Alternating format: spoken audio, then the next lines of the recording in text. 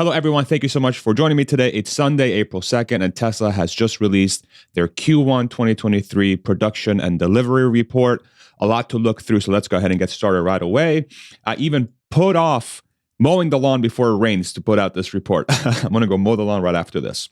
So for first quarter of 2023, Tesla produced over 440,000 vehicles total and delivered over 422,000 vehicles. 440 vehicles produced, 422 delivered. We continue to transition towards a more even regional mix of vehicle builds, including Model S and X vehicles in transit to EMEA and APAC. EMEA is basically Europe, APAC is Asia. Model S X production was 19,000, deliveries 10,000, subject to lease operating lease accounting 10%. Model 3Y, 421,000 production, 412,000 deliveries, 5% lease for a total of 440, 441 production, and 422, 423 deliveries. This compares to Wall Street's estimates of about 421,000 deliveries. So it's a slight beat versus Wall Street expectations. And this, of course, in Q1 2023 means that Tesla has now achieved record deliveries and record production both on the first quarter of 2023. And what's additionally interesting here is that Q1 is seasonally the slowest quarter of the year for automakers. Q2, Q3, Q4 usually does more volume. Q4 is usually the highest for automakers. Q1 is usually the slowest because of weather, holidays, so on and so forth. So this is quite impressive from Tesla to achieve a record quarter in a seasonally slow quarter for entire auto. At the current deliveries rate for Q1, if we extrapolate this out at the same rate for the rest of the year, they're going at about 1.7 million. So if they did the same exact deliveries every single quarter for the rest of the year, which is slightly behind Tesla's 1.8 million goal if they were to repeat Q1 over and over again. But of course, there's an expected ramp as we go towards the end of the year. If Tesla wanted to achieve their goal of 1.8 million, Tesla would need to increase about 5% quarter over quarter to reach 1.8 million goals. And then Elon Musk also has a stretch goal out there of 2 million. And Tesla would need to grow at about 10% on average quarter over quarter to reach that 2 million target by the end of 2023, that stretch goal that Tesla has set.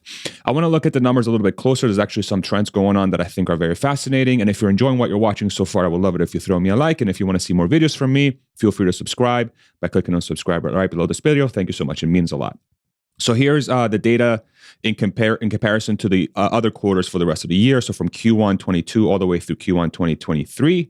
What's interesting here is that Model S X production versus the first quarter for 2023 versus 2022 is up about 36%. Quarter over quarter is down a little bit, 5.7%. But for 3 and Y production, it's up quarter over quarter about 0.5%.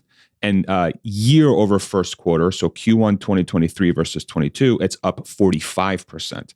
So we're seeing a bigger ramp for 3 and Y production versus S and X production. And then for deliveries, we're seeing the same thing for 3 and Y, both for quarter over quarter and versus the previous year quarter. So 6.2% quarter over quarter growth, Q1 versus Q4, and then 40% delivery growth versus Q1 of the previous year. There is a big gap, though, for S and X deliveries. You can see here that in Q1, they did about 10,000, and the previous year quarter, they did 15,000, and last quarter, they did 17,000 for a 37% lower deliveries for S and X in quarter over quarter, and negative 27 for this year versus previous year.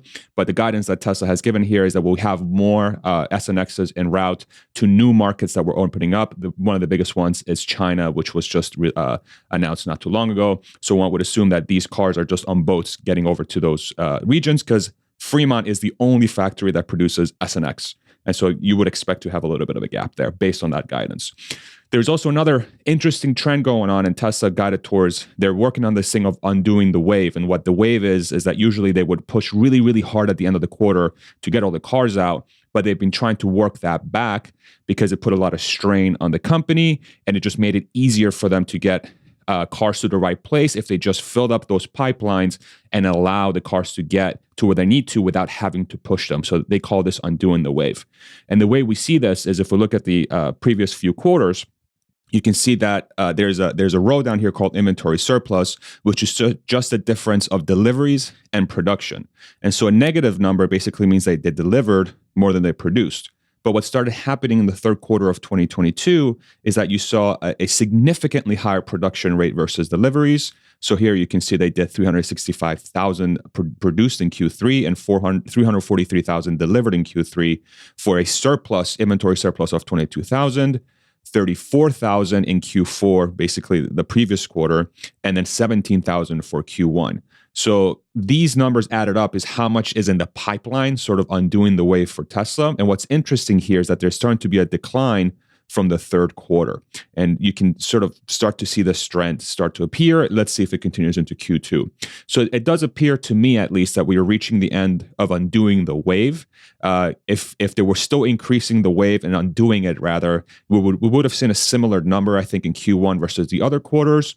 But I think the price decreases that Tesla did, in addition to sort of lessening that gap there, I think it's pointing towards a direction that towards the rest of the quarters, I think we should start seeing that gap get even smaller and smaller, to where we'll see production and deliveries get much more married up and much closer to each other, which bodes well for the rest of the quarters from a delivery perspective, I believe. If we add those cars in inventory for the full year, we have about 75,000 cars in the pipeline that are just on boats or an inventory somewhere waiting to be sold. So they're available for customers.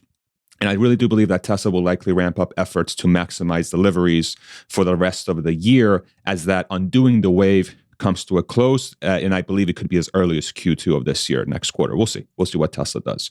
I also expect for this quarter, once the other automakers report the deliveries and production, we're going to, I believe, expect to see a continued divergence or separation versus legacy auto, where you'll see Tesla continue to grow their deliveries and production in Q1, especially in a seasonally slow quarter. And I believe we'll see the other automakers go down dramatically versus the previous quarter and likely the previous year as well, depending on which automaker we're looking at. So I think that's going to be a very fascinating trend to watch, where Tesla's going to be up here and everybody else is likely going to be either flat or significantly below. So we'll continue to see that trend here on this channel.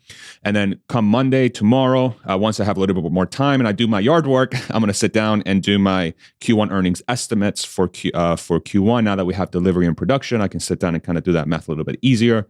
So expect that video tomorrow from me on this channel.